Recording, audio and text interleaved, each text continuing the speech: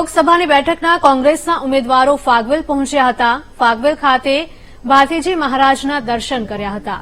ખેડાની કાળુસિંહ ડાભી અને પંચમહાલના ગુલાબસિંહ ચૌહાણે દર્શન કર્યા હતા। અમિત ચાવડાએ કર્યા ફાગવેલ ભાથીજી મંદિરે દર્શન। આ સાથે જ ભાથીજી મંદિરે દર્શન કરી ચૂંટણીના પ્રચારના શ્રી ગણેશ કર્યા। ગુજરાતની 26 બેઠક પર પરિવર્તન થશે તેવું અમિત ચાવડાએ કહ્યું। ઉદ્યોગપતિઓ સામે સામાન્ય લોકોની લડાઈ છે, એ લડાઈ લડવાની શક્તિ મળે।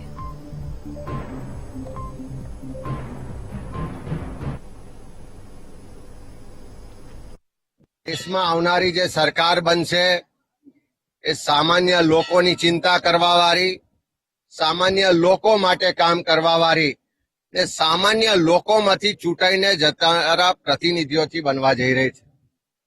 દેશમાં જે પરિવર્તનનો પવન ફૂંકાઈ રહ્યો છે એ જ પરિવર્તનની લહેરમાં ગુજરાતની 26 બેઠકોમાં પણ પરિવર્તન થશે અને ફરીથી આ ગુજરાતની ધરતી પર તિરંગો ઝંડો લહેરાવા જઈ રહ્યો છે।